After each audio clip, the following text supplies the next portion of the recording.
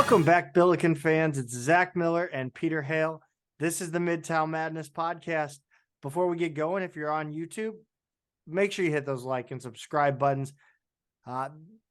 Peter, before we get, Peter, do we have to do this? This episode? Yeah. Neither of us are in the best frame of mind to discuss SLU. That's for sure. Before we start and before we talk about salsa, I just want people to be clear. Pete, would you say the least genuine thing about me on this show is my inflection, like my voice inflection? That's really the only thing on this show that is not 100% me. Perhaps. Sure. Yeah. So when we get going in here, understand that like what I'm about to say on this show, like I'm not filtering it right now. Like what I watched on Saturday night, it was infuriating for many reasons. Least of all is that we did really well on the defensive end and gave ourselves every chance to actually take the game by the balls, never did. So the gloves are off. The chain is off. But first, this episode and the whole season of the Midtown Madness Podcast is brought to you by Two Men in a Garden. Whether you like it mild or hot, chunky or cantina style, people over at Two Men have you covered. I know what you're asking, Zach. Why Two Men in a Garden? They are a 100% St. Louis company. Not only are they local, but they've opened up their production facility to local food entrepreneurs. They love St. Louis the way I do, and you can pick up their many products at any local grocery store or online at twomeninthegarden.com. Make sure you're following them on all socials at Two Men Salsa, and that's on Instagram and Twitter. Pete, it's been a tough week, man. True or false? I spent the entire week trying my hardest to stay off social media as it pertains to Billiken basketball. True. That would be true. I tried to, anytime I saw you kind of poking your head in there, I would tell you, for your mental health, just step away. But I also want to, you've already given people basically a trigger warning at the top of the episode, saying that Yes. you're not in a great place and you're about to go off. But I do want to tell people, like on in our text one-on-one or with other groups, you have been very, very positive all season, even at times where I was very upset, like after the Auburn game. You've been a little bit more positive. You've been a little bit, more forward thinking. But it seems like after this Boise State game, it just snapped. It's one of those things where when you watch a game, and I know that like people could potentially be like, Zach, you're being hyperbolic here. But when you're watching, and I suck at basketball, I am not good, like at all. But one thing I can do on the basketball court is hustle. And what I saw in the rebounding game was, hustle, effort, all that good stuff, all those cliches, gym rat shit. What I saw was like, Actually, I don't even know if it's effort. Honestly, I don't even think we can. I don't think Okoro and Forrester are sound rebounders at all. I don't think they know how to rebound correctly. I don't think they know how to box out correctly. Because what we saw at Iona and at Chaffetz Arena on Saturday, and I was positive after Iona, I was going to give them the benefit of the doubt. You go on the road against a Rick Pitino coach team. I was giving Ford the benefit of the doubt, the players the benefit of the doubt. Everybody's got a plan until they get punched in the mouth. After Boise State, it's clear now. This team is broken, and I don't know what the fix is. I wish I knew too. I mean, clearly there's a disconnect between whatever Ford is saying and what we're seeing on the court, because one of the comments I had was at halftime of Boise State, everything that I was seeing other people say on Twitter or message boards or anywhere, media, and what I was seeing in the game itself, he addressed all of it. he said at halftime, he was not pleased with our rebounding. He identified everything that was going on correctly. And then we came out in the second half, and I just didn't see anything better. And in fact, it was arguably worse in some respects. I don't know what the disconnect is. I can't believe that they would be this unprepared for these two games. Yeah, and I think we're going to get into the overarching issues with this team, but I think as we do on every episode, we go through the game, we talk about what happened within the game. So we're going to start with Iona. This really started to go downhill with Pickett heading to the bench early with 2 fouls. It did, but it wasn't just him going to the bench. I think when Iona went on the first run that they took the lead from SLU, I want to say we were up. It was something like, I don't have it in front of me, but it was like 19-14 or something like that. And then all of a sudden we were down by 4 or 5. And I think that happened with Yuri on the bench too. So it wasn't just Pickett going to the bench with 2 fouls, but him getting 2 fouls, I think, was a big deal in this one. They ran 2 bigs against us most of the time, and we just had no answer. We were kind of getting pushed around down there. Yeah, and I mean, look, I said it on Twitter, and I mean, yes, their rim protection was outstanding. Yes, they were fouling a lot. Yes, it was not getting called. It's not the reason we won the game, but you can still look at that and say, look, that kicked off a chain of events that, I'm always a chain of events guy in when it comes to sports, where there's a thing that happens, right? That the refs may not be the reason you lost the game, but the refs can certainly kick that off, can really, get you in a position where you start trying to claw back. And I mean, I don't, but in this one, it just felt like, yes, the refs kind of were no blood, no foul at the rim. But I mean, Iona just had our number from Jump Street. Yeah, they did. They clearly had us scouted, and it started with Collins. It started with Yuri, because he ends up this game with 4 assists and 5 turnovers, which Wait is till we get to the next game. Yeah, no kidding. But you see 4 assists next to Yuri, and you assume there's a 1 missing the way he's been going so far this season. But they had him as well scouted as any team that we've run into since he's been at SLU. I want to say they used 3 different guards on him. Most, I think all 3 of them were bigger to defend him. They kept pushing him outside. They put a lot of pressure on him. He was forced to pass it earlier than he likes to. And then our other guards, whoever would take the ball after Yuri, would see a lot of pressure. And then I didn't see Yuri responding to this like you would hope that a 4th year, senior would. Like I said, that run happened when he was on the bench, but once he's back in, it's not like things got better. They just kept getting worse. No, and I mean, everything in this game was it was the quicksand, the slash line was absolutely horrendous in this one. 30.9%, 26.3%, and 71.4%.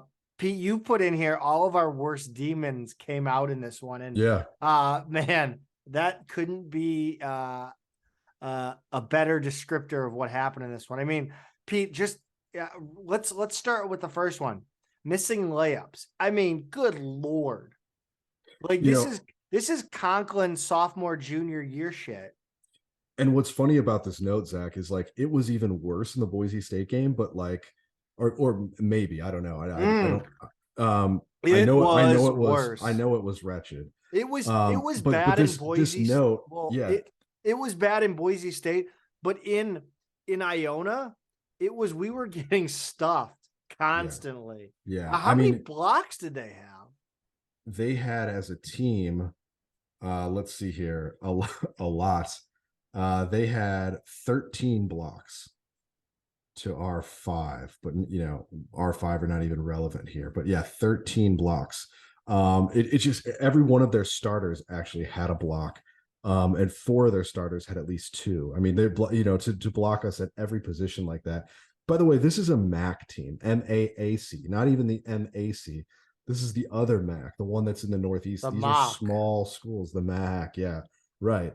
This is not an SEC team. This is not a Big Ten team. We're not going up against a program that's supposed to be loaded with bigger, stronger, faster players. Right. And yet here we go. Iona, granted, Pitino has more talent at the school than they've ever seen before, but they should not be putting on a block party against SLU. So yeah, that's number one, missing layups. I had that note in there before the Boise State game, and you just go ahead and, control C, control V for that game. Failing to guard the perimeter, Zach, was a huge problem in this one. Yeah, it really was. But I want to talk, because you said, this is a MAC team, and it's, we shouldn't be, this and that from this team. I think back to when we always regale stories of the UW game or the Memphis game from the NCAA tournament in 2012. Those teams were saying that stuff about us. Right. Like they were counting us out from the beginning. And I think SLU fans, to our credit, were not counting Iona out, but we certainly underestimated them, I think, obviously.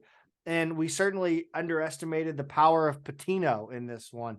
I mean, this felt like the Billikens getting it served up what we served Washington. Which is a real shame because we played them last year. And even though they've turned over a lot of their roster, apparently they've upgraded their size and talent and athleticism, which is stunning. But shame on our guys if they did say, this is just Iona, this is going to feel like a lower tier A10 road game or whatever. I know Travis wasn't saying, I know Travis knows what Pitino is capable of and what his teams are capable of. So I know that wasn't coming from him. But if our guys did, that's a real problem. Yes. Yes, a casual fan, and I hate this, a casual fan is now going to look at our schedule and go, man, we lost to Iona. That sucks. Who's Iona? I don't even know what that school is or whatever. You just hope the Pitino factor. People who know basketball know this is a good team, and right now a good program, a dangerous program. And maybe if they remember last season that it took us, basically a buzzer beater to to beat them, they should know. But it would be a real shame if there was any of that attitude coming into this game, and they would deserve to lose if they had that. Failing, like you mentioned before I so rudely cut you off, failing to guard the perimeter was a major issue in this one, Peter. Yeah, especially in the first half. They went 4 for 9 from 3, and every one of them just kind of felt like a dagger. And then when we put them on the free throw line, they only missed 1 all game. They were just way too efficient. Yeah, it just, I don't know what we have to do. Obviously, I think it kind of, it changed going into Boise State. We defended the 3 well in that game, but I mean, obviously we didn't do enough of the other things well. So I guess you could say we improved. That's the best I got. Unable to handle when teams go with the 2 towers against us, 2 true bigs, a 4 and a 5. We really struggle to handle this, especially when Pickett is on the bench. Fred Thatch, to his credit, does a fine job. Of course, people remember last year, he basically won us the game. I'm trying to recall. I think it was against George Mason when both of our bigs fouled out, and he went in and handled Oduro. But this season, obviously, there's not a lot of those in the A10, but that 4 remains a vulnerability. We knew this coming into the year. I think in one of our preview episodes, we were talking about where are our vulnerabilities? Where are we going to get beat? And I right away, I was like, well, we have a roster that's 4-1, 1 in, 4 out, so to speak, where we've got a true center. We've got a backup who's a true center. His backup's a true center. And everybody else is not a big man. Javon Pickett being the closest thing to it, who's going to guard the 4 for us this season. And he picks up 2 fouls right away in this one because, Iona sniffed that out immediately.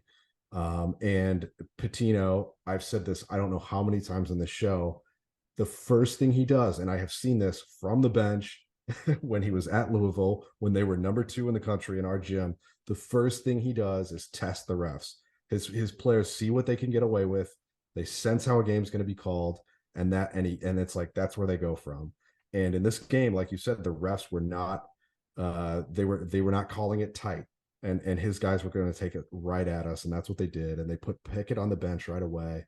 They scared everybody else, and exposed what is a gaping hole in our lineup sometimes.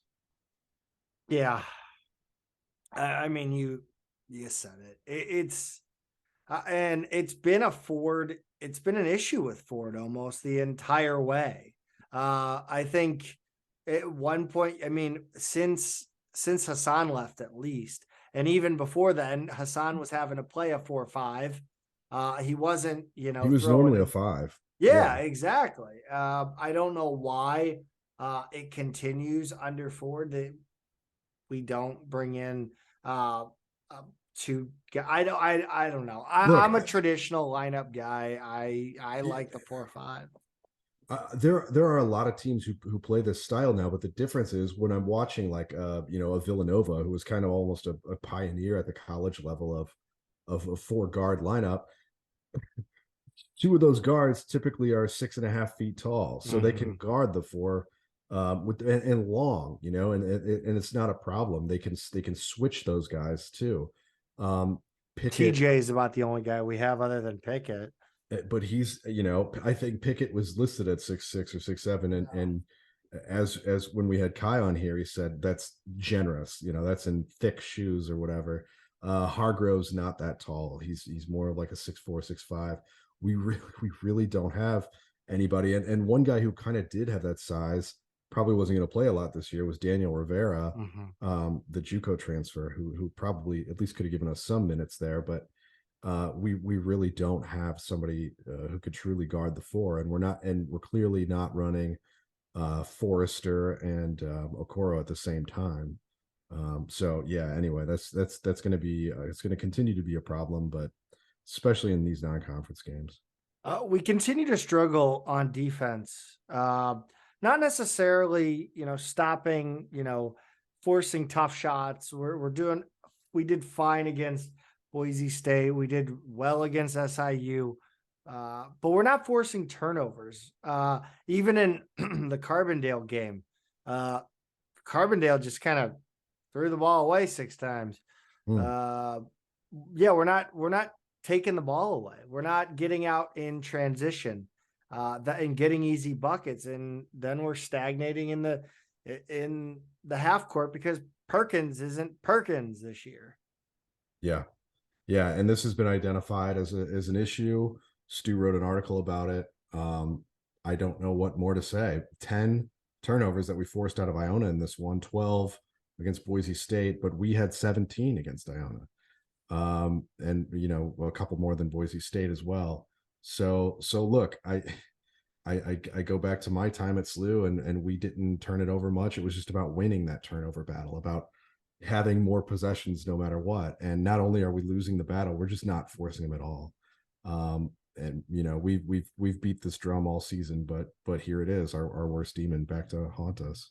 Yeah, we also allowed pressure to bother us in this one. It's something that we really took pride in under McCall and Jet and Mitchell. And I mean, I think Billiken fans saw how good it can be then. And it's frustrating now because I mean, one of the best to ever do it was Shaka at VCU. And we beat them. We beat them like a rented goalie. I just don't know. Fred has done an admirable job, I think, backing up Yuri and being that second ball handler. It's frustrating that we're just, I don't know. We're not secure with the ball. We covered how they threw some different looks at Yuri and forced him into the spots where he's least effective. And they had bigger guys guarding him. So that was an issue. 5 turnovers for him, 4 assists. It was a problem. But everybody else was they just seemed a little bit shaken, I want to say, by what they were given from a really tough, really aggressive Patino team, which is honestly the only kind of Patino team. And they should have known this was coming. Yeah. Not only was there no ball movement on offense, but there's no people movement on offense either. I think one leads to the other and the other leads to one. I think that's right. But there are so many times where I'm watching, it's just like, what even is our offense? You know, like occasionally I'll see a little bit of movement. I'll see a high off ball screen. But really, it just feels like they're letting Yuri improvise. And he's sort of, especially in these last two games, he's kind of run out of new ideas. I don't know what we're doing out there a lot of the times. Do you think he's trying to kind of go back to that Isabel offense that won us the A10 championship? Where he just kind of cut everybody loose and let Tremaine actually, you know what? I wish hand. he would do that because I'm not seeing that.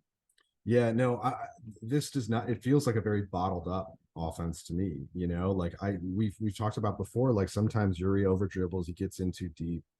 He doesn't seem to have a plan, but here it's like, yeah, you're right. Like people are just not moving. And I'm wondering, less so against Iona because they really took us out of this, but the few times that we really forced transition on Boise State, we got something out of it, because anytime we were in the half court offense against them, we didn't score at all. I mean, what did we end up with? 52 points in that game. I think we scored more in CYC ball. So I mean, I don't know why this team doesn't push more in transition. I wondered this during the Iona game. I had like two different people text me the exact same question over the weekend after the game. I wish we'd be turning the ball over in transition, but we're not. Like, I would rather see us push the ball in transition and turn the ball over that way. I clearly there's more space for Yuri to make passes in transition than try to force that goddamn 2-man thing he's trying to do. Like, if I have to watch him like try to dump it off in the lane 5 times a game only to get it stolen away, if that's what we're heading down, like, nah, I'll sit at home. Yeah, to watch him dribble 22 times deep into the lane. Yeah, you're right. Dump it off, but by then 4 defenders are right there, and we miss a heavily contested. He did it 10 times in Boise State. Like, it was like how many times how many times does that not have to work? Right. Man, this team again, dude, they're Charmin soft under pressure.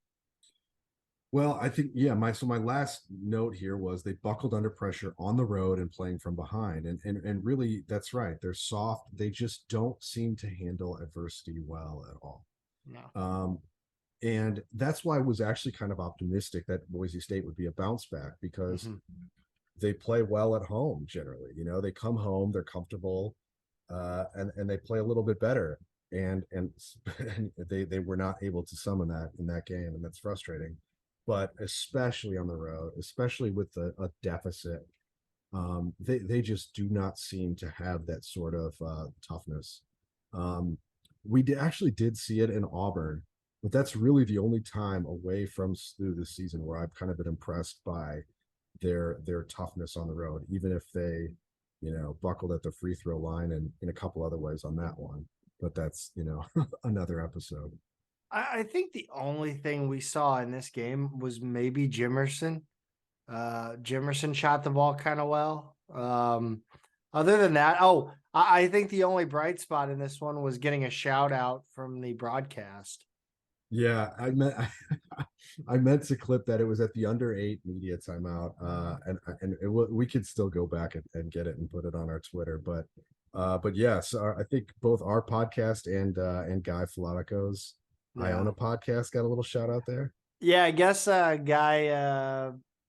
guy's in tight with the broadcaster because he said I guess it sounded like Guy briefed the broadcaster, because he's like, yeah, this and this. Shout out to the Midtown Madness podcast for providing the kind of insight on the Billikens on the Guy Filatico podcaster. I was sitting here with Colin Surrey watching the game, and we both kind of did this move. We kind of just slowly turned our head to each other, and we're like, okay. I was just walking back into the room, like one of my kids was screaming upstairs or something like that. So I was just coming back in right as the broadcast was coming back on, and they were coming, out of commercial. And so I just missed it. I missed it by seconds. But What then did I then I got a text bunch of you? text messages. What did I text you? I You said, said, did that just happen or something like that? yeah. But by then I had already read a text from another friend who was like, Midtown Madness just got a shout out on the broadcast. So yeah, I think that was literally the only bright spot. You said Jimerson shot it okay. He shot it okay. He was 3 of 9 from three. That's below what you want Yeah. from him. 4 of 9 is more in line with his average. But everybody else was just so bad in this one that I don't think anyone really merits a shout out there. You asked, did we doom the A10 to 1 bid league status? And man, I don't ever think the A10 will be a 1 bid league again. I have that conspiracy theory, Pete. I know, but I know it's not mathematically impossible, right? If it were today, based on the numbers today, we're a 1 bid league. Yes. I know a lot can change. Someone could run the table in conference. Something could happen, but I'm looking at our net and our remaining schedule. There are not opportunities for many good wins Not unless many. unless some of our conference foes really pick it up. Loyola helped us by beating Clemson. Richmond beat Drake by a lot. Like we've got a little help from some of them this week, but it's always 2 steps forward, 2 steps back this season in the league. Right now the numbers just do not bear it out for me. And I know we've said that in the past, but it's worse this year than it's ever been since we've been in the league. This whole season has been really weird, I think, top to bottom in the NCAA. It has. Do you think that this is NIL related? I mean, did somehow the NIL create insane parity in college basketball? Well, it's not really, it's kind of an incomplete question, right? Because it's like a science experiment. You're supposed to isolate for one variable at a time and test that variable. And here we have a sport where so many things happened and changed at once, with the elimination of the sit year for transfers, with NIL. All of these things happen in the span of a couple years. Those two among other factors that I think it's hard to pin it just on a NIL.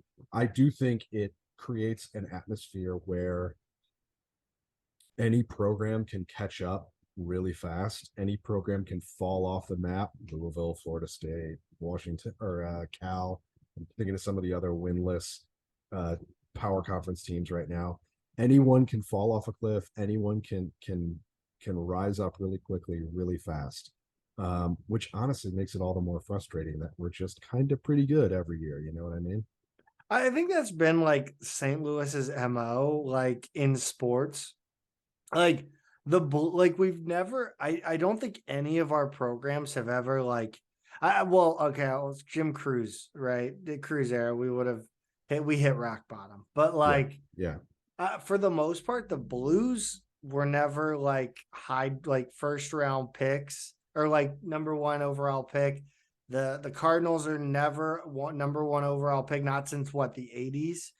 Have they been that bad that nobody showed up? The very end of the 80s and the very early 90s. Yeah, This is kind of the last. My mom talks period. about working downtown and how you could just walk over for the businessman special. Yeah. There were some years in there that were down, sure. The Rams obviously were bad, but I mean that was them like trying to be bad. So I don't know. It just feels like St. Louis, we're not used to having we're pretty used to having just average teams and never really dropping way below that. Yeah. But we are used to winning, and I think that kind of it's frustrating because St. Louis fans are fickle, I think, when it comes to anything but Cardinals. Yeah, I think that's right. Well, I think the Blues, to a smaller degree, have a loyal base that will never change. I think every team does to an extent. It's just so much smaller for us. It's such a fine line between 5,000 and 9,000 in that arena. Yeah. And I think we've kind of blown our chance this season to see that arena be more full the rest of the way. Let's close the bow or close the book on that one. Put a bow on it. Boise State. I'll just say the defense was there. I mean, you look at the first part of the game. Our defense put us in an opportunity to.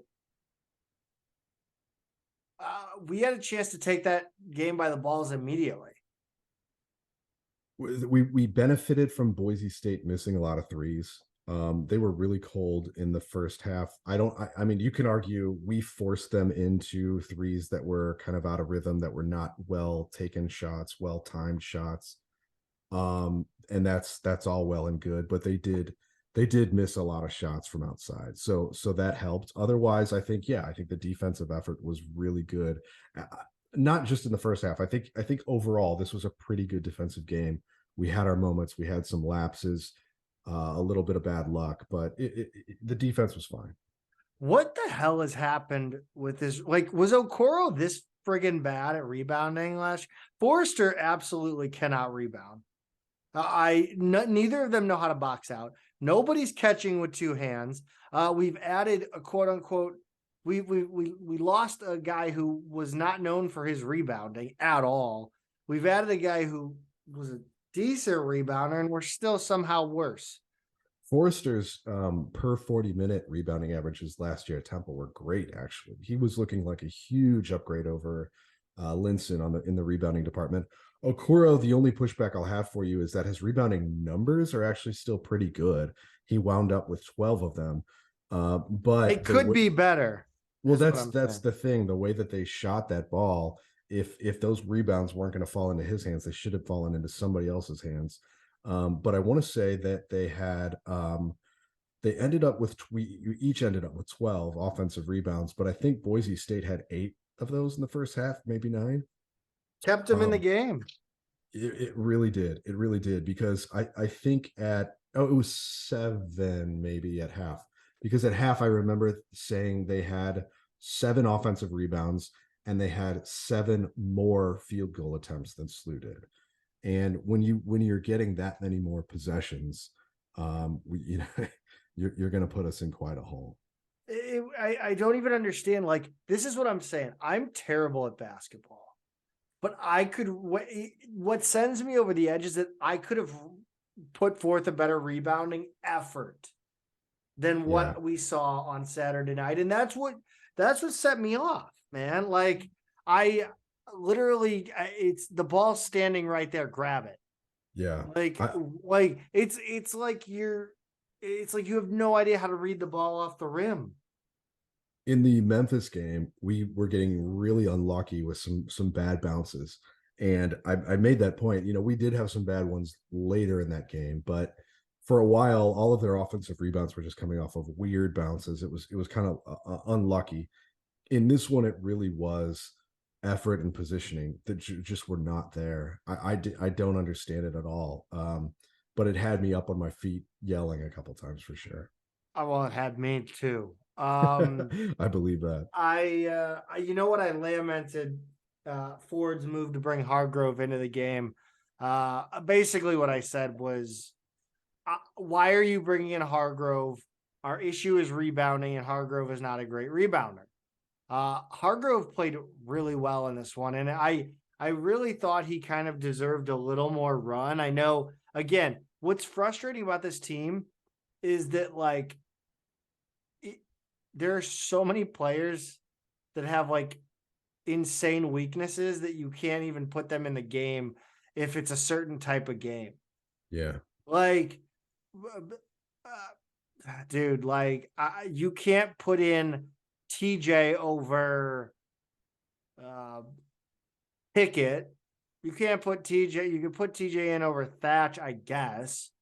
But Thatch scores. Neither of them score really well, and Hargrove scores randomly. He'll go off. It's so frustrating because Hargrove should have been in that game, but he has so many weaknesses on the offensive end that we're not scoring. I get and you're not getting out in transition with him in there either. Like, what are we doing? There's so many rebounds out there. Like, when we did get a rebound, push the ball. Right. Yeah, no, I agree completely. And Hargrove not only was rebounding pretty well, I think he was just playing with more effort and energy than anybody else in that game. There are other times where you've kind of, given Hargrove a slap on the back or said he had good minutes that I haven't really, thought he was even worth calling out. In this game, I think he was, just because his efforts stood out so much in relation to everyone else. It was kind of undeniable in this one. He played 21 minutes, so he did get more run. It was pretty much at the expense of Javonte Perkins, who played 6 minutes. And I think, Zach, at this point, it just looks like he's so limited by, I don't know if it's still the ankles or the knee. Because for a while I thought there were a couple games that seemed to be like confidence boosters that were kind of bringing him back a little bit. And the last couple of weeks he seems to have regressed, and I just don't quite know what's fully going on there, whether it is his physical limitations, if there's more to it. But man, he just doesn't look ready. So if he can't really be himself, that kind of quick twitch scorer that we need, then yeah, Hargrove, Thatch, I mean, those guys do need more minutes. Well, let's dive deep into the Yuri Collins situation here. I think I said this early before the season started. It would be I'm interested to see how Billiken fans are now going to react to Yuri. Now that he's had 2 horrendous games with baffling decision making, a lot of hero ball, a lot of hero point guard ball, not necessarily like, go shoot it, but he's trying to do too much again. He is falling into the trappings of 2021-22 Yuri Collins. Yeah, I agree completely. And how often did we actually see that work? I think the only one that I can think of is George Mason, where it actually was, he was scoring, a little bit of distributing, but he actually was effective going to the rim, scoring, won the game for us in overtime. Every other time where he's kind of tried to do this, where he's taking on too much himself, he's not distributing the ball well necessarily. He's turning it over too much. He's taking it to the rim a lot. It hasn't worked. It's normally he does this in close games or from a deficit. And even though he's by far a leading scorer in this one with 17, he was 5 for 16 from the field. I think the one thing I said he was doing well was drawing fouls, but how many other times did he go to the rim and come up empty in this one? It's not an effective strategy. He has to be the guy who's moving the ball. It's not to say that he can't score at all, but he's got to be so much smarter about picking his spots. He's a senior, it's unacceptable at this point to be improvising like this and not having a plan, not having an idea, not giving yourself an out. I cannot friggin' believe he took the last shot of the game. I don't on any level understand that. Why? I mean, granted, Jimerson. Oh, well, actually, Fred took the last shot of the game. I was going to say Fred took but that was a great look. And that might have been our best look the whole game. But like, Jimerson shot poorly in that game. He did. What? I don't care. I really don't give a shit. I looked it up. It was his worst shooting game in 2 years. I do not give a shit. He's got to take that shot. You've got to. I don't care if you. I would rather you take an offensive foul, setting a screen for Jimerson, than have Yuri Collins just hoist up a 3-pointer. Yeah, he took one too late. Thatch obviously is not our number one option out there, but it was such a good look. I don't necessarily mind it. And I mean, what else we're gonna do? I know. Uh, I don't even want to say Forrester's name again. Not his best game.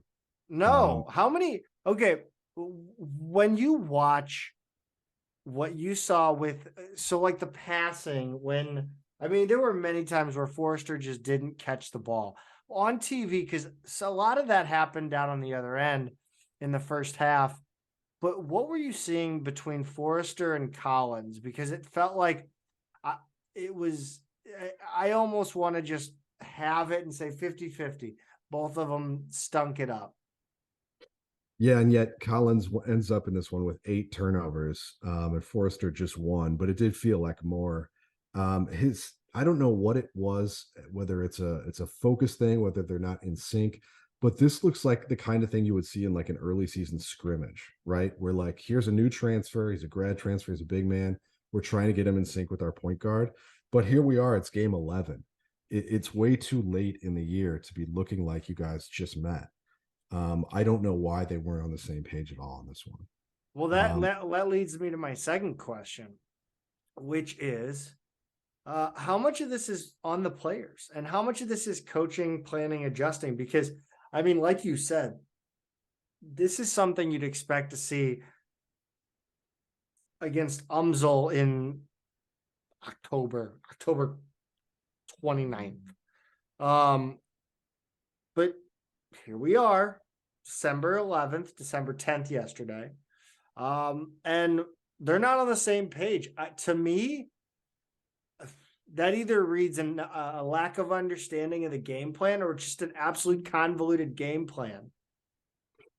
I am curious, like how much can sort of be taken out, simplified, stripped down. When I said this earlier in the show, but when I heard him at halftime talk to the Highmark, he identified exactly what we were doing wrong, what we needed to do to get, I think we were up 3 at half, to be more effective on offense, to rebound.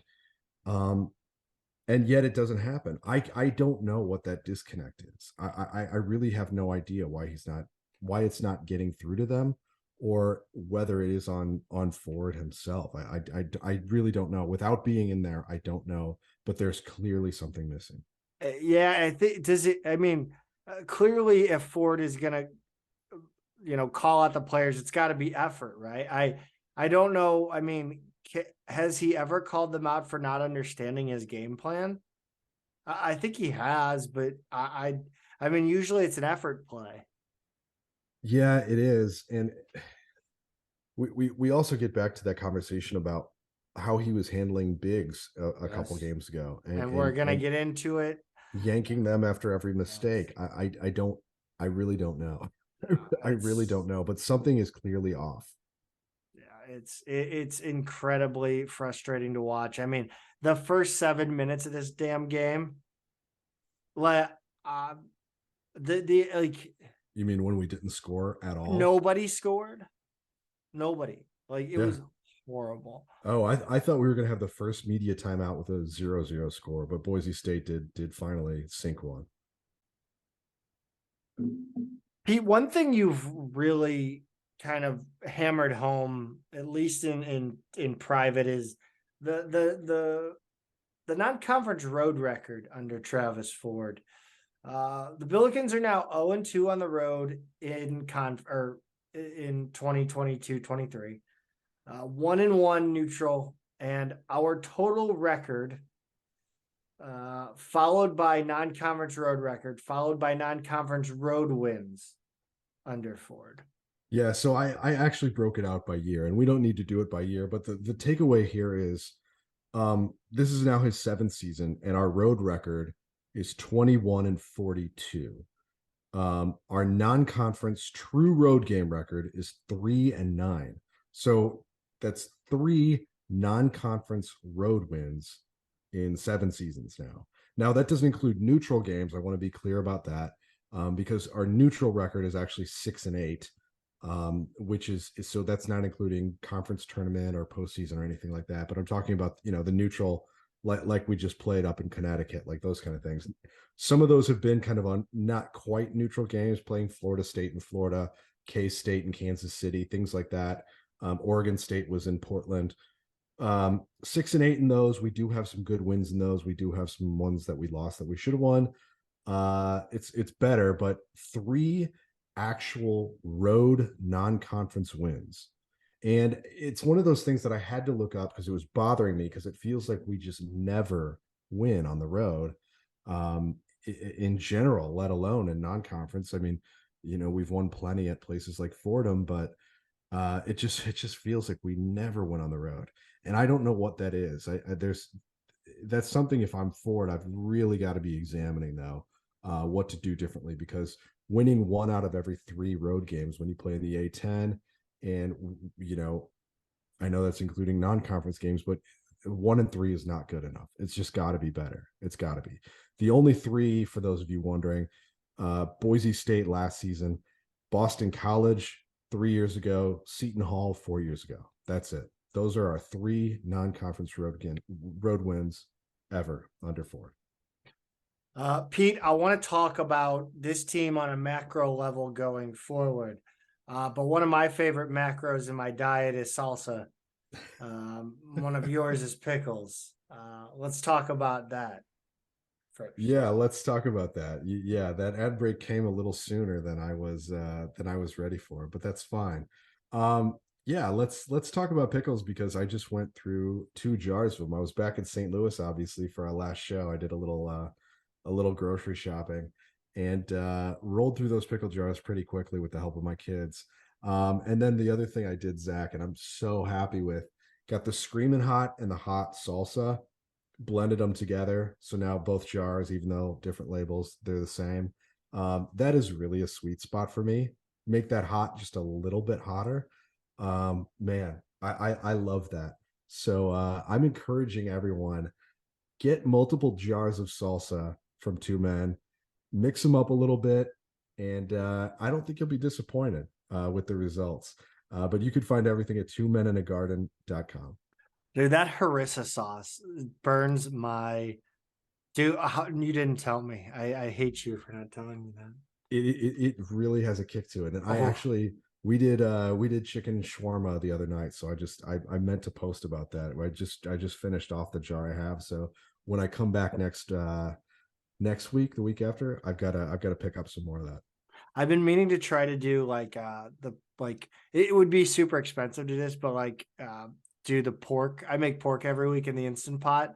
Like just drown it in harissa for like a day, and then throw it all in the Instant Pot together. But that would be spicy. That would yes, be really it would. spicy. 2 Men, send me a couple jars of the harissa so I can try to do that. This team, for this program, okay, I want to say this. When it's not a secret. I think I don't like Team Blue as a marketing concept. I hate that it's used in social media. I don't want to hear when this team goes bad, like when they are bad. I don't want to hear a damn thing about Team Blue. I don't want to hear it at all, because there's no culture here. If you're not rebounding, you didn't play defense at Iona. What is the basis? I mean, this Team Blue has always been a base in hard work, in togetherness. Rebounding is a team effort. Defense is a team effort.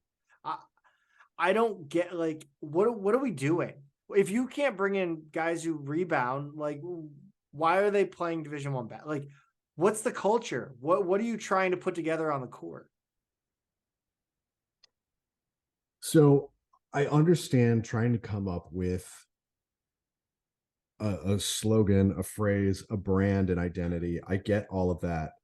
But I think you're right in that we watch a program where so many games, you're like, what are we? One of the points I made on Twitter during the game was, we let the other team always dictate what style we're going to play, what pace we're going to play. It's always up to them. If we play a team that plays slow, like Boise State, a defensive game, that's what we're playing.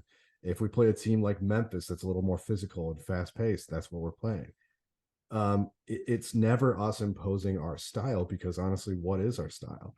Team Blue to me seems more like an off-court cultural kind of thing, and the players seem to buy into it, except it doesn't always bear out on the floor, and that's what for fans is frustrating. Um, it's yeah, I don't know what Team Blue means as an on-court identity, I guess is the bottom line there. Yeah, absolutely. I think a lot of it, and you mentioned the letting the other team play their game and that kind of stuff. And to me, that signals a lack of trust, right? Yeah. It signals to me that Ford doesn't trust his players. You see it on a micro level. He's constantly yanking players immediately after misses. He does not trust them to work themselves out of whatever funk they're in. He's constantly tinkering, whether it be in game or out of game, throwing random defenses. He put in a defense the morning of a game. Like, why? Trust your players, trust your coaching, trust how you've prepared them in the preseason, in the lead up. Trust them. Trust how you've prepared them in general as basketball players, as a team together. And stop with these like gimmick, like yeah, we'll call it a gimmick defense, but like we don't need to install a new defense. We don't need to install a new offense. Like just get out and run. We, you know, we always look back to Coach Majerus, right? It's kind of like this guy really knew the game, knew how to coach. And I love that Paul Biancardi still puts on his Twitter Mondays with Majerus, because I'm always reminded of like so many of his lessons and the things that he did. One that he put up a couple weeks ago was how they always started practice with a huge block of just straight up skills, of just like fundamentals and skills that they worked on. Like these are principles. These are inextricable from any facet of the game. These are what you have to be able to do offensively, defensively. That has to be there. And when you saw his teams play after a couple seasons of him at the helm, it was clear that these fundamentals were being drilled in and drilled in and drilled in. So no matter what kind of team you were going up against, you knew we were going to, for instance, get out and attack passing lanes and try and deflect and steal as much as we could. You knew the identity of that team, especially defensively, how they were going to play.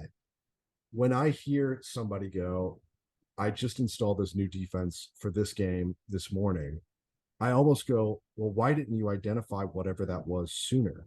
And why do you need to change your whole defense? Why don't you go, here's something we can tweak to what we run to be ready for this team, because they're a little bit bigger, or they do this a little bit differently, or their point guard plays like this, rather than let's get out here in the hotel conference room, put some tape on the floor and run through some sets because of this thing I just thought of. It's a recipe for disaster. It's like watching that game show network show Cram, where they stay up all night and then they got to answer trivia questions that they studied.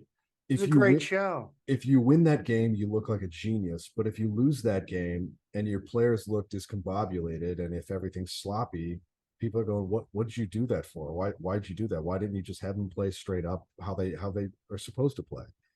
And that's what I worry about, is that when there are games where we just look kind of lost, and that's concerning to me. Yeah, I like, that's the thing. Like, it's always, I hate sports, Peter. After this, I'm going to go watch the season finale of The White Lotus, and I'm not going to be disappointed at all, because if you're spending your time watching critically acclaimed TV dramas, you're never going to be disappointed. You're always going to be happy, even the ones that you don't maybe like as much as your one friend does or whatever. You're still gonna. It's not going to let you down. It's not going to break your heart, like a team that you love. I shouldn't be on a sports podcast, by the way, arguing against sports fandom in general. The highs are so high. But I miss them. I kind of feel like it's been a while because these lows lately have really been dragging me through it. Yeah, I realize like the amount of peaks and valleys I go through. And like I had to talk myself, like I've had to talk myself since I started doing these shows. Uh like I had to remind myself that my self-worth does not ebb and flow with the way the Billikens play on the court. I feel like I need to start texting you daily affirmations. Oh Hang in God, there, buddy. you should have seen me Friday morning, man. I was doing it. You got this. Yeah, like it's insane. Um, what do you think? Like, where do you stand on yanking players for fouls versus yanking players for mistakes? Because I almost would rather have them him leave Okoro and Forrester in regardless of foul trouble. For But fouls, I'm a little more by the book when it comes to fouls. he's way off the book though. Like he is like immediately one foul. Yeah, that's true. I'm a little more like traditional. Like if he gets the second foul, be careful in the first half with that kind of thing. But when it comes to mistakes, I think a guy has to play his way out of mistake, not think his way out of mistake. And so I don't necessarily like bringing a player off the floor immediately after a mistake. I think it has to be I'm seeing something wrong, not just he made a mistake, that was an error, bad decision, bad judgment, whatever. But if I'm seeing something that he's done wrong now on back to back to back plays, for example, his footwork is off. He's on the wrong side of his man or something obvious like that. Then I'm pulling a guy out and being like, hey, we went through this. Here's what's going on. But just for a pure mistake, no. I really think guys have to play their way out. And we look at Perkins, right? Perkins needs game time. I understand that like you can't like you have a guy like Fred on the bench, right? He can defend better than Perkins, and he's at least scoring somewhat. If Perkins isn't scoring at all, fine, I get that. But then start Fred. Bring Perkins in off the bench. Take a little pressure off him, man. Like I think that's the next thing we're gonna see. I think for sure we see Fred against Drake.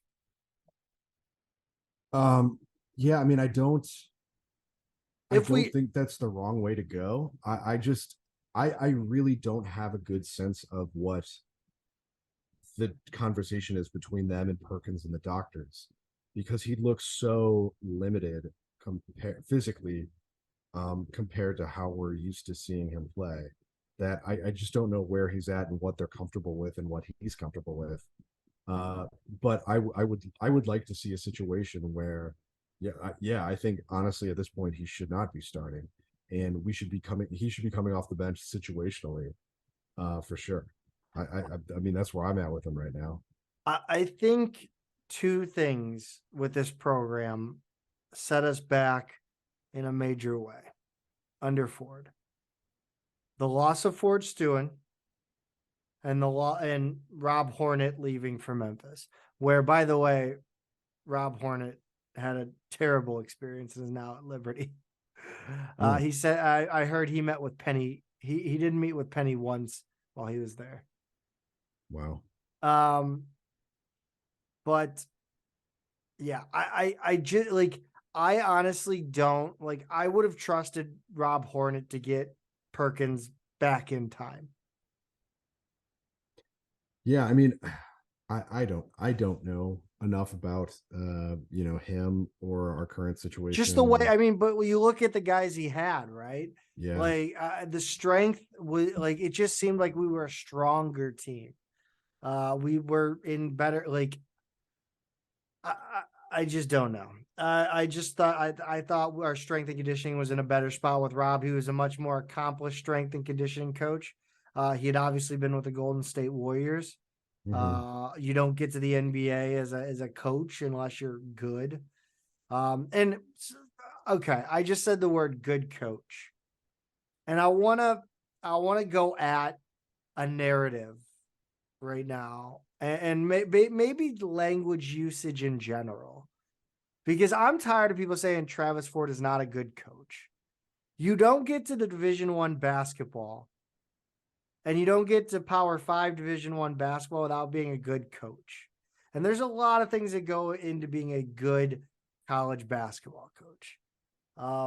Travis Ford has his shortcomings. He does.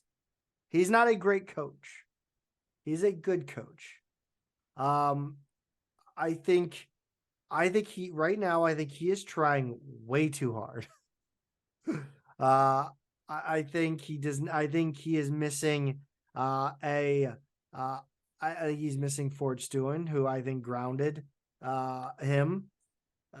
He is the only. I mean, there's nothing that can match the relationship of a family member and their unlimited ability to call you out on your bullshit.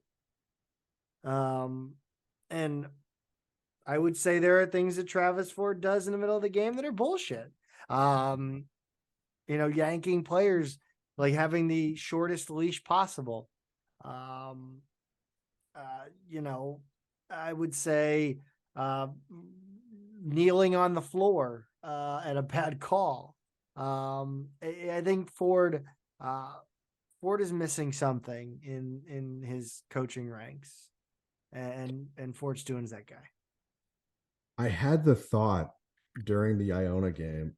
We know how much Ford respects Patino, having played for him, and I wondered, had he coached under him, how different would that have made his coaching arc? We asked him when we talked to him. I can't remember, was it the first or second time we talked to him? I think the first time. I don't remember those things.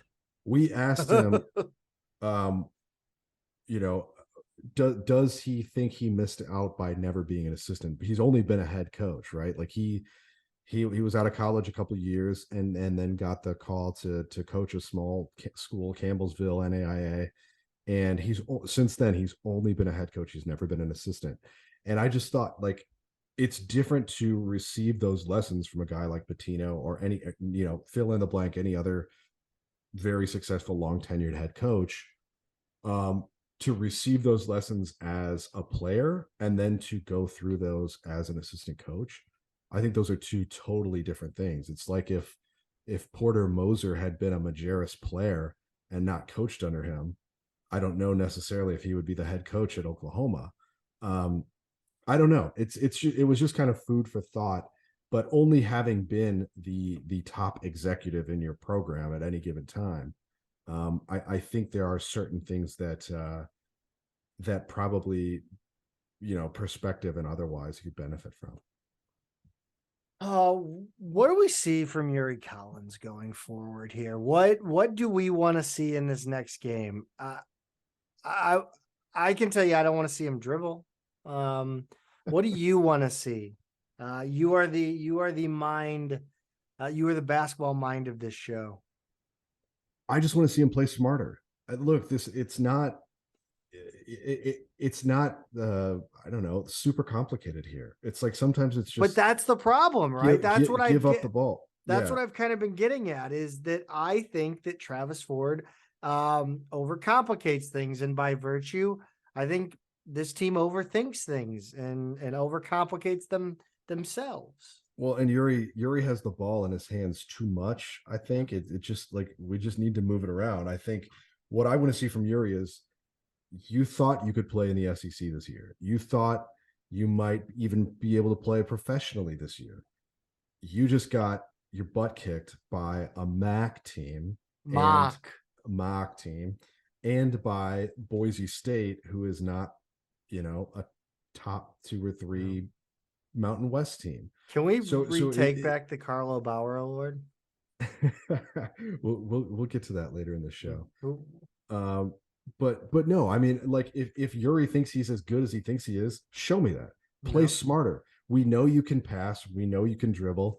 Play smarter. That's what I want to see from him now. His decision making has to be that of a fourth year senior point guard who is up for the Kuzi Award, who is leading the nation in assists, who was one of the best in assist to turnover ratio before these last two games.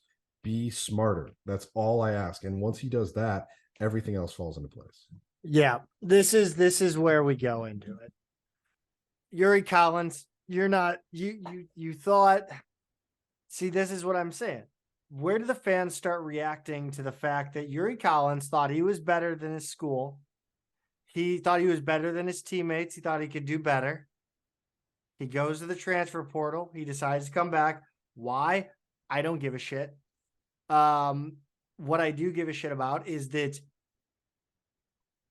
nothing in that Boise State game was anybody's fault. None of his turnovers, none of his missed assists were anything more than Yuri Collins being Yuri Collins' worst enemy. Yeah. You saw it 2 games in a row. So you have no room to sit and say anything other than I screwed up. I was bad. I was really bad. I made bad decisions. I drove in too deep. I tried to force passes that weren't there. I took shots that I should not have taken. You can't look and say my teammates didn't make shots. Maybe you could say Jimerson didn't make shots, but for the most part, he had no reason. The baffling thing is the reason he started going at the hoop was because we couldn't score. We couldn't score because he was turning the freaking ball over. I do. He has been hard on himself before in press conferences and said some of the things like you just said there, like where he's talking about, all the things that he could have done differently. And he's taken a lot on himself in the past in press conferences. I wonder how much he really believes that and learns from that, because I kind of have seen that in the past, but how much now he actually thinks like, what if my big man was Zach Edey or Ryan Kalkbrenner or something like that, or like whether he's kind of looking around. He better thinking not like, be. I'm just wondering. Yeah. I have no idea. No. But I really hope he's not falling into that trap. Because it's to me, it's not his teammates right now. His teammates are good. They're good players. He's got one of the best shooters in the country out there. For all his faults, Francis Okoro is a pretty effective 5 when he wants to be. We have really good supporting players. I'd like him to be. I just we need it all goes through Yuri. We need him to be smarter. We need him to be more effective. Absolutely. Perkins' role on this team going forward. I think we kind of talked about that. We kind of covered that. Yeah, we did. We both kind of think he needs to come off the bench.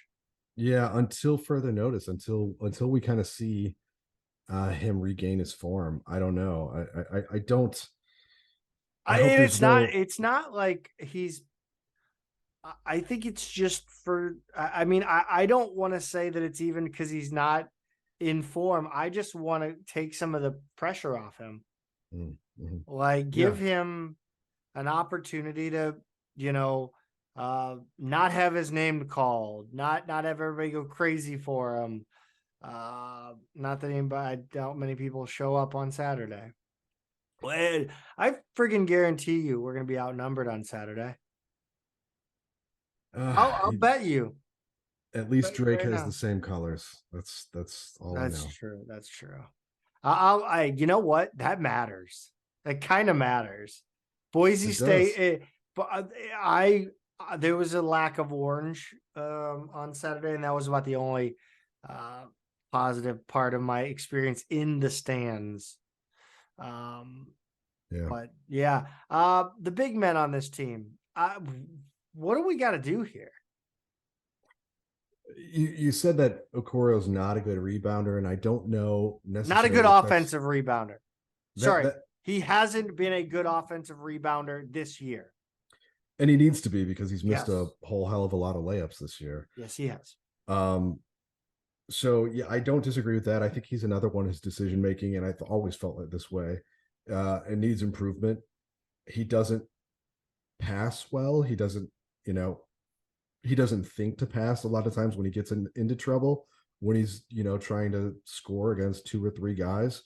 Um, I think he's just got to be smarter.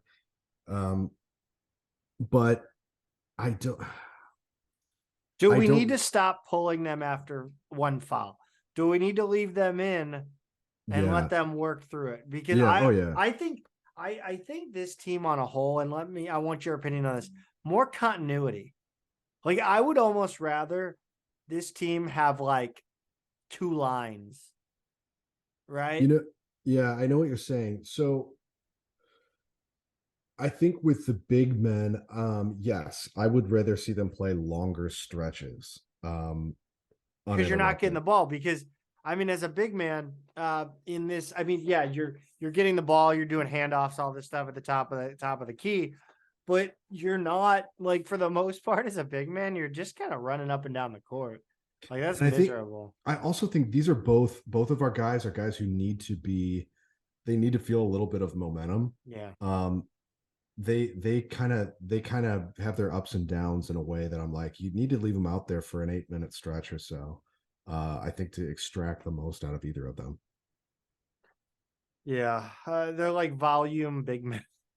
They kind of are. Pete, we got a game on Saturday as much as we want to look back and look kind of at what we're doing on this side of the river. Wait, Iowa's still on this side of the river, isn't it? Yeah, they're north. Shit. On this side of the Iowa line. Um, yeah, Drake, 17th Saturday. What are we looking at here? Drake's 8-2, and they were actually 8-1 until they went out to Richmond, our conference opponent, Richmond, They got uh, whooped. badly, and that was happening at the same time that we played Boise State. Drake lost by 30 at Richmond, which was really a surprising result because I don't think anyone thought Richmond was the better team going into that game. Granted, it was out at their place, but man, 30, I don't think anyone saw that coming. Drake's only other loss was a 2-point loss at Indiana State. Oddly enough, the Valley has played a couple conference games already, and then they're going back to a couple more non-conference games before they get into the rest of the conference schedule. Drake has one guy who is, the man, capital T, capital M. Tucker DeVries is his name, and Not Taylor Swift. no, not Taylor Oh, Swift. not No. Becky, not Becky Lynch, WWE wrestler, the El- man. eligibility all out for both of them. But DeVries averages 19.2 per game. He's 6'7", he's 210. He's kind of a matchup problem, inside out game. Not totally unlike the dude who we just played at Carbondale, who's why am I blanking on his Damask. Marcus Damask, yeah. Similar type of player to him, but I think he's better. He's only a sophomore, but the next five scorers, if you're going down Drake's stats, are all seniors. So they do have a ton of experience. They play really well together. They're a really sound team. Luckily for SLU, they don't hit the offensive glass that hard. They're a very good free throw shooting team. Stop me if you've heard this one before. They're not a great 3-point shooting team. How is a Drake team not a 3-point shooting They're team? not bad. They're not bad. They're a bottom half 3-point shooting team. They're just kind of They're not just a that great. team. Yeah. Yeah.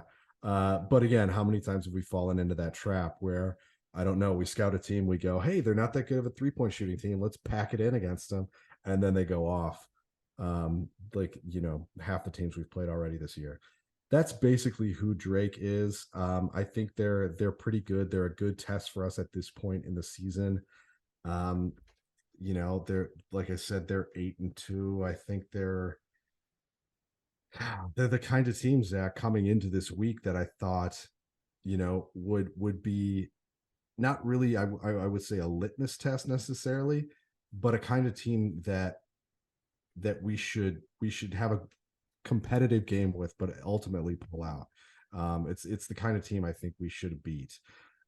They haven't really beaten any big marquee names yet this year. And I think they really want this one on SLU. I think it'll be one of their better wins. Well, joke's on them. We're no longer a marquee name. Let's go around the A10. Yeah. Let's. Jeez. I mean, this is a sicko season. We've said it before. It really is. It's very, very up and down. Mostly down. Sunday, the 4th, Jack Raboyne and his Radford team go in and beat GW at Foggy Bottom 86-76. No, it wasn't at Foggy Bottom. It was at Radford. Sorry. Okay. Yes. Nonetheless, you don't want to be losing to Big South teams. Just saying. No offense, Jack. No offense at all. Monday, 12-5, UMass beats Albany 87-73. Loyola on Tuesday, 12-6. Loyola beats Green Bay 70-46. Usually it's Green Bay beating Chicago and things. Temple beats St. Joe's 70-60. LaSalle beats Bucknell 80-72. George Mason beats the ultimate 2K hoops starter team Maryland Eastern Shore 67-54. Fordham beats Wagner 72-59. Dude, I'm already annoyed with Fordham. I'm tired of them. Look, all you can do is beat the teams on your schedule, right? Yes. But I think you and I both agree they need to schedule harder. Schedule better, yes. Although I will say Tuesday the 6th, a rare undefeated day for this conference. Sorry, St. Joe's lost. Never mind, I take that back. You know what's hilarious is that, like, as a Missouri, like, we're in Missouri, right? Like, we couldn't build a non-conference schedule in Missouri, just Missouri teams. It's starting to get there, like Lindenwood, but like Carolina teams have been able to do that for 50 years. Yeah, easy bus trips. Davidson beats Western Carolina 72-64. Bonaventure beats Cleveland State 61-42. Brown versus Rhode Island. Brown versus the Board of Rhode Island 59-58. Rhode Island under Archie is just horrific. Yeah, that was a bad loss. Ugh. It was. And speaking of bad losses, I'm not even gonna throw stones right now. Virginia Tech 77, Dayton 49. On the 8th of December, no, you skipped Jacksonville 73. Oh, sorry, Jacksonville, the team that triggered me doing something that got me sent to student conduct. Beats VCU 73-62. Were you a student when they came to Chaffetz? Yeah. You were a student. I remember. So that was it was a holiday break game. And I was living in St. Louis at the time, and I remember thinking that Jacksonville team was the worst behaved team I've ever seen. Yes. In terms of coming into someone else's gym and just being ridiculous morons. Yeah. Oh,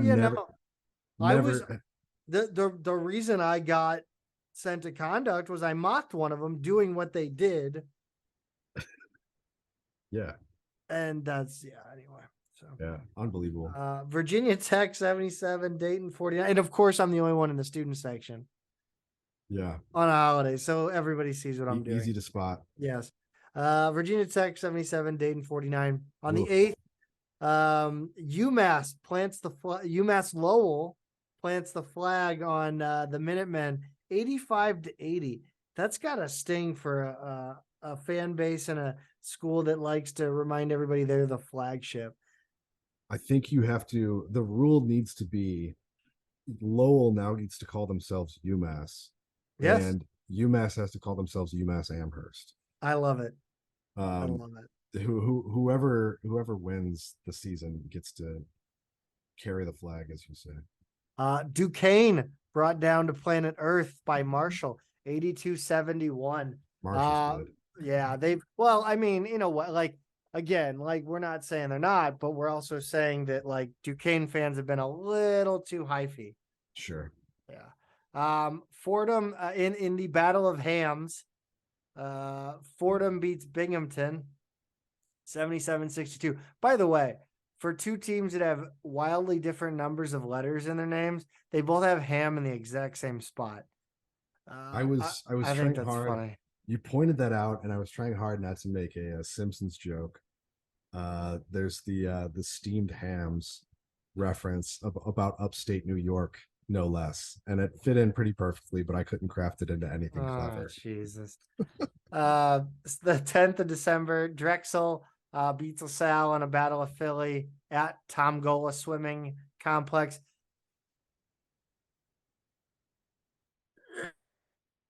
In overtime, no less. Yes.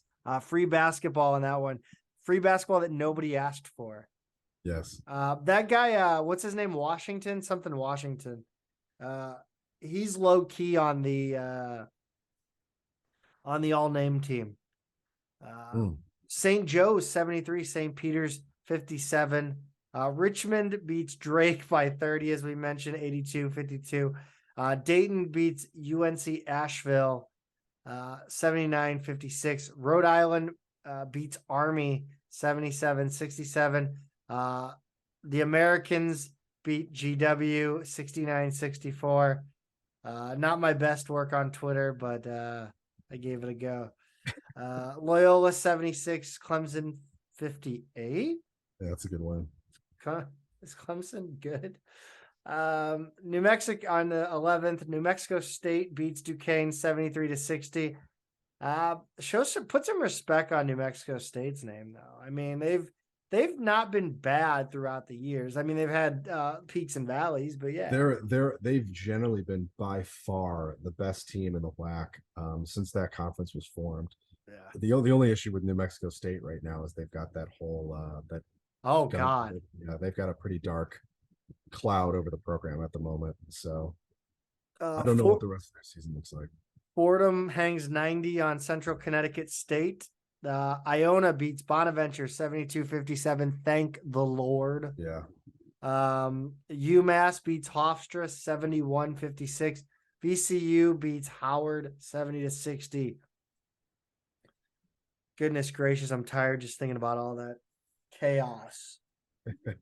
I don't even know. Like we're doing the Survivor pool, the SBN Furled Survivor pool, and I think everybody's going to be out first week. Yeah, that's why we got multiple entries in that one, because it's the only way we're going to survive. You know what? I think one of us should each take one, and then we have a consensus pick. Yeah. And then we post it on the pod. We'll post it on Twitter. We'll talk about it on the pod. We could actually do like we could make the decision for the pick Sunday night, like on the recording. I think that'd be fun. Yeah, there you go. Yeah, that just as it's what we're talking about in a couple of weeks when A10 play starts up. You're probably familiar with like the NFL Survivor pools where everybody picks one team. You can only pick a team once, I guess, and then all season long, whoever lasts the longest is the winner. So we got involved with that this year with some other A10 Twitter goofballs, and hopefully we represent SLU well. Pete, last week, the trivia question, Pete, for the purposes of, obviously, for the question, we're talking about basketball and father-son legacies only. Larry Hughes Jr. is obviously the most recent basketball legacy. Prior to the Hughes legacy, what was the last father and son duo to both play for the Billikens? And the answer to this one, Pete, is Andre Craig. For both of them. Yeah, and Junior. Yeah, senior, Andre Craig, senior and junior. Of course, we know Junior as Draco, the MC. Outstanding job he does. I was surprised nobody got this one just for that reason. It's a little tricky because he was, he's kind of a walk-on and everything, but he's so involved with the program now that I thought somebody would have registered that, but no one got that. A lot of other people picked we saw the Luchtefeld name a couple times. We saw the Mimlets name a couple times. But yeah, nobody got that one. Kind of surprised me. Um, are we gonna go down the? Oh, we I guess we have to because it's the trivia question. Yeah, Um, I incorporated the news and the trivia question uh, together. Yuri Collins received the Missouri Athletic Club's Carl O. Bauer Award on December 7th at the Jack Buck Sports Award Banquet at the MAC. The award is presented annually. The top amateur sports figure in the St. Louis area. Collins is the 19th Billiken to receive the award since its introduction in 1978. Pete, what is our question for this episode? Who was the first Billiken to receive the award? So if Collins is number 19, the award originated in 1978. Who was the first Billiken to win it? Now, I guess if I'm giving a hint, some seasons We could use him. we have had multiple people named to the same award, right? Like they've had co-winners. This individual was a single winner. It was just one person who won it. And we could absolutely use him. That's probably a much bigger hint than what I just gave. Sorry. Sorry. No, that's more than okay. You know what has been a really bright spot in my life lately? And it's not salsa. Oh yeah, that was going to be my answer. What has it wouldn't have anything to do with the jersey you're wearing right now, would it? Oh, it would absolutely have everything to do with the jersey. That's number 7 in your programs. Number 1 in your hearts, Washington, D.C. It's Jordan Goodwin. Unbelievable run. He's become one of those, like, truly a feel-good story in the league. He is the most likable guy in the NBA. Yeah, I mean, unquestionably for the Wizards, we're in an NBA now where there are guys making 8-figure salaries who casual fans have never heard of. It's unbelievable what like the money and investment and popularity of this league has become. So when you have a guy who is undrafted, who kind of sneaks up through your G League program, gets through these two-way contracts and gets onto the main roster, gets a chance, and then becomes undeniable. A guy you have to give minutes because of what he brings every night. You cannot help but love that guy, no matter who it is. And Jordan Goodwin is exactly that. A guy who has backdoored his way into the league, played his way into the rotation. And Zach, he's now started multiple games, and he has really made things happen for the Wizards. Pete, let's run down the games. Let's start with the game against the Lakers on the 4th. Why don't you give us the line for Goodwin? The line on the 4th. By the way, I'm reading on ESPN. We didn't plan this part. Sorry, guys. No, we didn't. It's not in the notes. So all right. Now that we got that mishap out of the way, Pete, go ahead. Against the Lakers, he played 26 minutes in a 130-119 loss. He went 3 for 9 from the field, 1 of 2 from 3, 1 of 1 from the line, and ended up with 8.7 rebounds, 2 steals, 3 assists, a block, and a turnover with 3 fouls. He makes sure there are no zeros in the stat sheet. That's one thing he's always done. Yeah, unfortunately, these games were all losses. That kind of is what stinks. Yeah.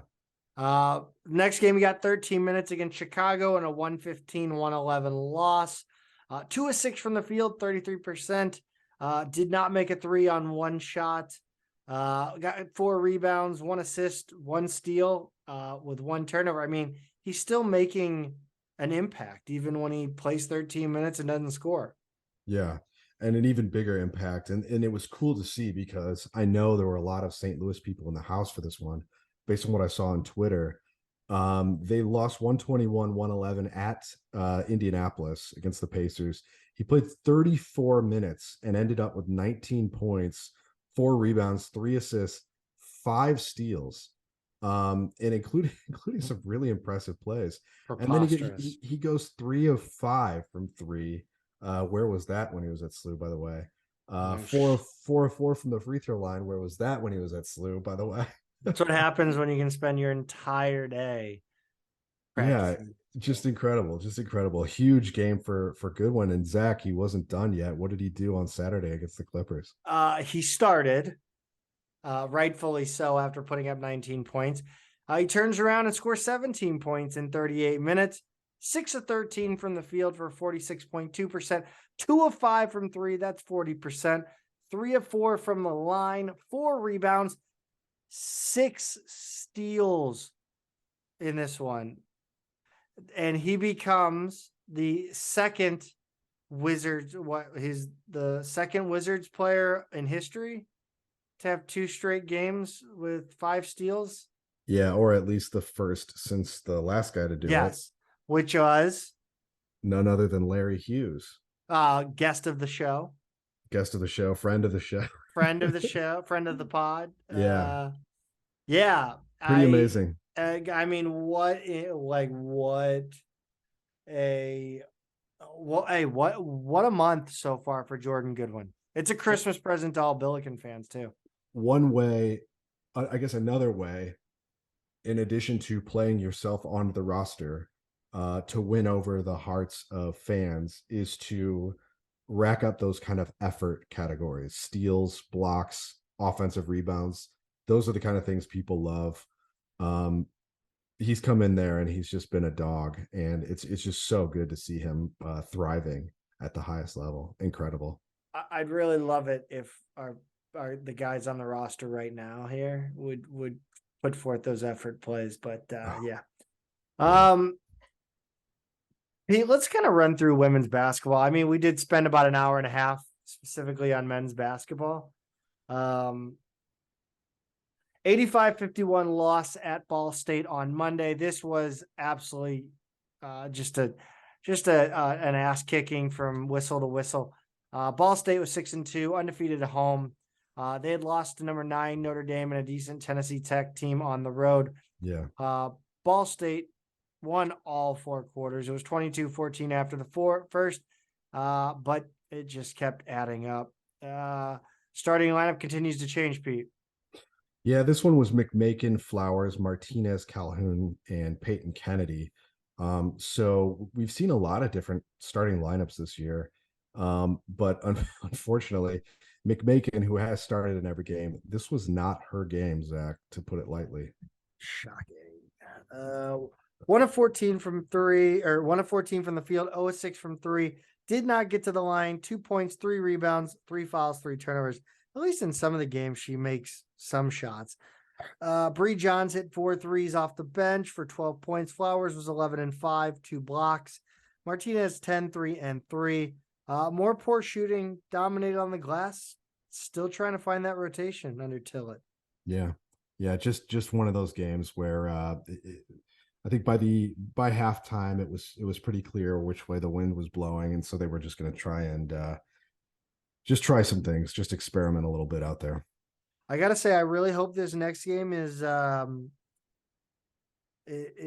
sign of maybe a turnaround or heading into conference play. 77-74 loss versus Wichita State on Thursday the 8th.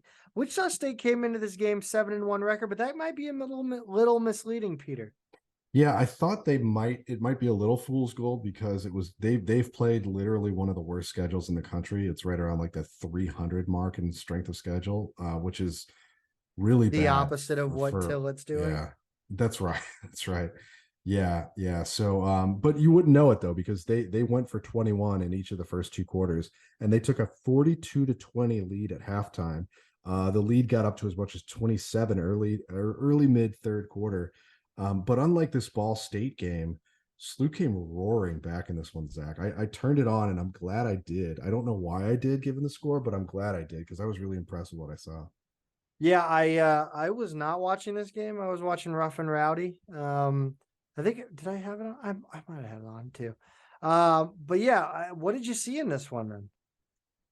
I mean, well, they didn't quit. I mean, it looked like it was out of hand, and they never gave up. I think what really sparked it for me in this one, and I'll get to more of her in a minute, but Julia Martinez just creates havoc. I mean, once they threw some pressure at Wichita State, she forced so many turnovers. She forced so many dumb decisions on Wichita State's part. She kind of set the tone for SLU in a way that no one else did or could.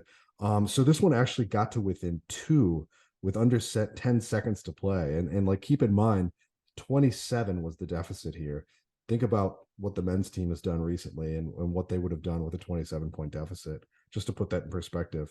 So SLU fouled. Wichita State hit 1 of 2 free throws. SLU actually had a chance to tie it at the buzzer with a 3, but they couldn't get a clean shot off in time. It was just some sloppiness and indecision from McBacon and unfortunately from Martinez. We just needed one of them to pull the trigger. They were right in front of their bench, and it was almost like hot potato, and they couldn't get the shot off. It was cool because it was a career night for Peyton Kennedy. She finished with 25 points. Martinez did not shoot it well from outside. Her turnover numbers always a little high, but she was very good in every other regard. She really makes things go. I know you and I have both been banging the drum for her all season. She's their best athlete. She's their most energetic player. After starting deeper in the rotation to begin the season, she's kind of played her way and made herself indispensable. Her finishing line here was 20, 12, and 6, which is just, she's been putting up good games, but that's I think the best game she's had all year. Yeah, I think so too. Flowers eclipsed, or she did not eclipse 1,000 points. No, almost. she needed 3 to get to 1,000, and how many did she get? 2. Ooh. So she's sitting on 999, unfortunately. And then something I've noticed, Zach, has been kind of odd in this one, or not in this one, but just in lately. Yeah. Camry Clegg was looking like, she's a power conference transfer. She was looking like, if not number 2, maybe even the number 1 scoring option for this team early in the year. And she's just kind of completely vanished. She really has not, she's not only been coming off the bench, but when she does, she just hasn't been, I don't know, scoring, doing anything at all. I don't know what's going on there. I don't know if it's health or what, but she's just kind of disappeared completely. So that's something I've been keeping an eye on with this team. SLU's now enjoying a much needed 9-day stretch. I even texted Colin Surrey today just out of habit. Like, I saw Memphis and like, I don't even know. I saw Sunday and I just assumed they were playing today. And he's like, yeah, they're off until next weekend. Yeah. They 9-day stretch before playing Saturday the 17th at Memphis. Then Wednesday the 21st at home versus SIU Carbondale. And another week off before starting A10 play against Loyola on the 28th. Yeah, they need the rest. Pete, let's do a quick rundown. Track and field's been getting their indoor season in. Yeah, they did the John Coughlin invite at Illinois State on December 3rd. No team scores on this one, all individual. Miles Gascon won the men's 60 meter with a new school record time of 6:82. Other individual winners on the men's side, you've got Will Stewart in the 200 meter at 22:98. Malik Stewart 600 meter was 1:22:54. Jaden Kuaidio on the triple jump was 14.04 meters. And then the 4x400 relay team of Danny Hopkins, Luke Schaefer, Malik Stewart, and Aiden Martin also took first. On the women's side, Emily Sipp won the 3,000 meter with a time of 10:15:71. Maddie Andorf was second in the 200, 26:48. Sarah Wolf came in second in the mile, 5:33:39. And Angelina White was runner-up in the weight throw at 15.73 meters. And then they had the Hoosier Open this weekend at Indiana on the 9th. Again, no team scores, but 2 individual school records fell at the event. Friend of the show, Toby Gillen, broke the 3,000 meter record, coming in 3rd overall with a time of 8:12:47. And then Malik Stewart now owns the 1,000 meter record, coming in 4th with a time of 2:27:75. Emily Nichols also came in 2nd in both the 200 and 400 meters. Danny Hopkins won the 400 meter. And then SLU had several other top 4 finishes. It kind of looks like they had a nice event overall, nice performance here. Their next meet will not be until January 20th at DePaul. So they've got a little bit of a break, but looks like the indoor season's going pretty well for them so far. Little soccer note, congrats to the women's soccer coaches, friends of the show, who were collectively named East Region Coaching Staff of the Year by United Soccer Coaches. Best of luck to Johnny Klein, who's one of 44 invitees to the MLS College Showcase this weekend in Raleigh, taking place in conjunction with the College Cup. Every MLS club attends and is able to scout the top college prospects. Kalish will be coaching one of the two teams at the event as well. By the way, what happened in the College Cup? Do we know? Let's see. The final is actually tomorrow. Oh, it's tomorrow. Okay. Yeah, but in the I assumed it was semifinals, tonight.